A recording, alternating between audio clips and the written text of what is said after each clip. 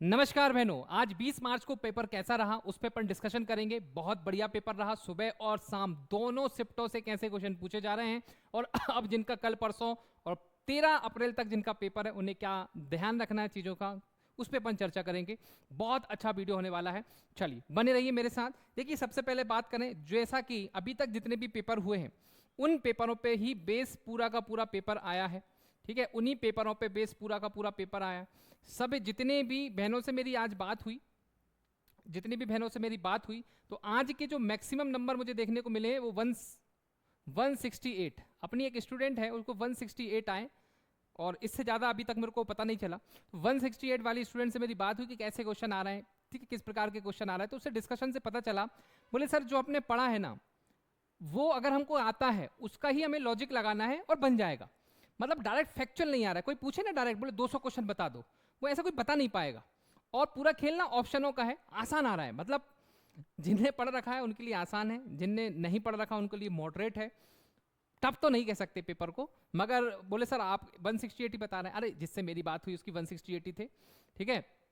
तो उससे मैंने चर्चा करी, क्वेश्चन पूछे, तो वो बता रही थी कि सर जो आपने जीन प्याजे हो गया, कोहल वर्ग हो गया, पावला हो गए, इनके डायरेक्ट तो क्वेश्चन नहीं आ रहा है, पर इनके से जो सिद्धांत है उनसे संबंधित क्वेश्चन पूछे जा रहे हैं और बन रहे हैं। सबसे अच्छी बात है बन रहे हैं। तो तभी तो 168 नंबर आ रहा है। जिस बहन को 168 आ रहा है उसको टेस्ट में कभी 110 से ज़्यादा नंबर ही नहीं आए। भाई मैं जानता हूँ ना, 110 115 नंबर लेके आती थी, आज 168 लेके आई है, तो कभी खुश थी। तो अब समझ पा रहा हूँ ना, पेपर इतना आसान आ रहा है कि जिनको टेस्ट में इतने कम नंबर आ रहे थे उनको भी अच्छे नंबर आ रहे हैं। तो आपको करना कुछ नहीं है। सबसे इंपॉर्टेंट चीज है वो 3 घंटे आपको कैसे मैनेज करना है, ये इंपॉर्टेंट है।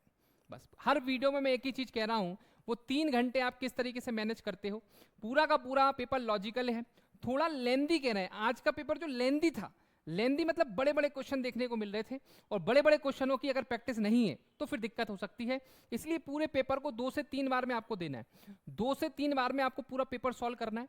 एक बार में नहीं करना फटाफट फटाफट फटाफट, नहीं तो क्या होना, समय कम पड़ जाता है। जिनकी प्रैक्टिस है उनको तो समय बच जाता है, मगर जिनकी प्रैक्टिस नहीं है उनको क्या है, समय कम पड़ रहा है। इसलिए आप प्रैक्टिस कर लो। 3 घंटे में 200 क्वेश्चन की आपकी प्रैक्टिस इतनी शानदार होना चाहिए कि 2-2.5 घंटे में पेपर पूरा हो जाए, तो मजा है। तो कुल मिला के मोटा मोटा अगर हम लोग देखें आज के दोनों शिफ्टों में क्वेश्चन जो थे, नंबर ऑफ क्वेश्चन देखो याद नहीं रह रहे हैं, क्योंकि ऐसे क्वेश्चन आ नहीं रहे ना जो अपन ने टेस्ट में लगाए सब करें। डायरेक्ट बेस क्वेश्चन जो थे वो नहीं आ रहा है। बाल विकास की अगर मैं बात करूं, जो 4 खंड जो है, तो 4 खंडों में से स्टार्टिंग का जो पहला खंड है, ये अवस्था कौन सी होती है, वो अवस्था कौन सी होती है, वृद्धि और विकास में अंतर, इस प्रकार के क्वेश्चन देखने को नहीं मिल रहे हैं। ज्यादातर जो क्वेश्चन देखने को मिल रहा है थर्ड फोर्थ और सेकंड यूनिट से ज्यादा क्वेश्चन पूछे जा रहे हैं। आज सेकंड यूनिट से ज्यादा क्वेश्चन थे।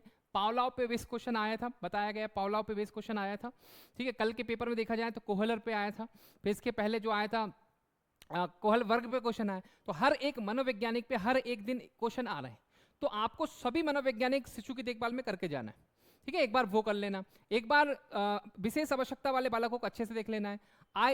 जो आईसीडीएस है वो तो फेवरेट ही है, आईसीडीएस से क्वेश्चन आ रहा है। आंगनवाड़ी कार्यकर्ता या महिला सुपरवाइजर कैसे काम करेगी, ठीक है, वो बच्चों को कैसे पढ़ाएगी, उसके सामने कोई स्पेशल केस आ जाएगा तो वो कैसे हैंडल करेगी। तो पूरा एक तो कथन निष्कर्ष पे आदत हो रहा है कि किस तरीके से आप डिसीजन लेते हैं। डिसीजन मेकिंग पे क्वेश्चन थे। सबसे अच्छी बात है कि डिसीजन मेकिंग पे कि एक महिला सुपरवाइजर के सामने अगर ये सिचुएशन आ जाएगी तो वो किस तरीके से हैंडल करेगी, ऐसे प्रश्न भी देखने को मिले हैं। योजनाओं पे जो क्वेश्चन आ रहे हैं बहुत बेसिक क्वेश्चन आ रहे हैं, ठीक है। योजनाओं पे ज्यादा घबराने की नहीं है। अधिनियम के ऊपर ऊपर के आपको पढ़ लेना है, ज्यादा डिटेल में नहीं आ रहा है, ऊपर ऊपर का नॉलेज आपके सामने होना चाहिए। मैथ्स रीजनिंग से घबराना नहीं है। मैथ्स रीजनिंग इतना आसान आ रहा है, हर बहन से 10 क्वेश्चन आ रहा है तो 4-5 तो क्वेश्चन सबसे बन रहा है। इतने आसान क्वेश्चन आ रहा है तो घबराना नहीं है। और 2-3 क्वेश्चन ऐसे आ रहा है जो बन नहीं रहे हैं, तो 2-3 की चक्कर में टेंशन नहीं लेना है। तो टेंशन कम खत्म करके आपको पेपर जाना है। तो मेरी 2-3 लोग बहनों से बात हुई, उन्हीं के आधार पर मैं बता रहा हूँ कि डरने की बात नहीं है। वो जब अच्छे नंबर लेके आ रही, 168 नंबर लेके आई, मैं भी चौंक गया। मैंने कहा 168 ले आई, बोले सर फिर भी कम। अरे कम तो है, मगर तुमने कितना पढ़ा है हमें पता है ना, हमने पढ़ाया है तो हमें पता है तुमको कितने नंबर आ रहे थे टेस्ट में। हमको तो लग रहा था कि 130 140 पे ढेर हो जाएगी, मगर 168 नंबर आए, तुमको बहुत आए, खुश रहो। बोले सिलेक्शन होगा कि नहीं, मतलब देखो नॉर्मलाइजेशन प्रोसेस चलेगी, बहुत सारी चीजें होंगी तो आपको पता चल जाएगा। मगर अभी क्या करना है, आपको खुश रहना है। अभी क्या करना है, खुश रहना है, अच्छे नंबर लेके आए। तो कहने का मतलब ये है कि एक एवरेज स्टूडेंट भी अच्छे नंबर ला रहा है।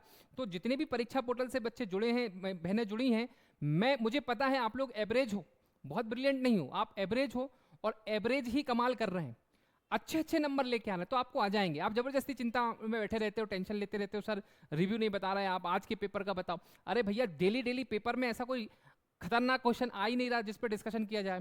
पहले हम लोग जब दूसरी एग्जामों के हम लोग एनालिसिस करवाते थे तो एक एक क्वेश्चन पे बात करते थे, उसको डिटेल बताते थे, पर यहाँ पर क्वेश्चन ही ऐसे आ रहे हैं, लॉजिकली आ रहे हैं, और किसी भी दिन कोई सा भी क्वेश्चन आ रहा है और हर दिन एक मनोवैज्ञानिक पूछा जा रहा है। तो आपको सभी मनोवैज्ञानिक पढ़ना है। मैं कह दूं कि कोहलर पढ़ लो, मैं कह दूं जीन प्याजे पढ़ लो, तो हो सकता है कि आपके पेपर में ना आए, मगर अब मैं कह रहा हूँ सब पढ़ लो, एक बार रिवीजन कर लो, इतने दिन से आपने जो मेहनत करी है एक बार और रिवीजन करो, अच्छे से पेपर दो, सिलेक्शन हो जाएगा। तो जितनी भी बहनों के आगे जो पेपर हैं उनके लिए बहुत बहुत बेस्ट ऑफ लक, मेरी पूरा आशीर्वाद है, पूरी शुभकामनाएं, आपका पेपर बहुत अच्छा जाएगा। और सबसे इंपॉर्टेंट है, जिन बहनों का पेपर हो गया है अब हाथ पे हाथ रख के मत बैठना, आगे भी बहुत सारी भर्तियां आएंगी, उनकी तैयारी करना है। और आपको सबको पता है कि फाउंडेशन बेच स्टार्ट हो रहा है, फाउंडेशन बेच ध्यान दीजिएगा, फाउंडेशन बेच जो स्टार्ट हो रहा है वो फाउंडेशन बेस में आपको जरूर जुड़ना है। फाउंडेशन बेस जो है वो लाइफ टाइम वैलिडिटी के साथ आपको मिल रहा है, लाइफ टाइम वैलिडिटी। कोई भी भर्ती आए, जैसे मैं आपको बता दूं पटवारी भर्ती आने वाली है, ठीक है, पटवारी भर्ती, एमपी पुलिस में एमपी एसआई एमपी कांस्टेबल भर्ती आने वाली है इसके बाद ग्रुप 4 सब ग्रुप 2 इनकी भर्ती, तो बहुत सारी भर्ती, नई भर्ती आपको देखने को मिलेंगी। नई भर्ती एफएसओ आ रही है, ठीक है, एफएसओ के फॉर्म जल्द भराने वाले हैं, तो बहुत सारी भर्ती जो है इस साल आएंगी।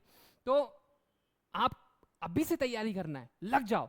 और महिला पर्यवेक्षक फिर वापस से आएगी, बोले सर क्या क्यों कह रहे हैं महिला पर्यवेक्षक, अभी तो चली रही है, आप वापस से कहने लगे। अरे राजस्थान में भी एक साल में आ गई और मध्य प्रदेश में भी आएगी, क्योंकि नई आंगनवाड़ी केंद्र खुलने वाले हैं। आपने सबने न्यूज देखी थी, पूरा मीडिया में आया था, जब नई आंगनवाड़ी केंद्र खुलेंगे बहुत सारे इस साल महिला पर्यवेक्षक रिटायर होने वाली हैं, तो वैकेंसी क्रिएट हो रही है। जब वैकेंसी क्रिएट हो रही है तो अगले साल फिर आएंगी।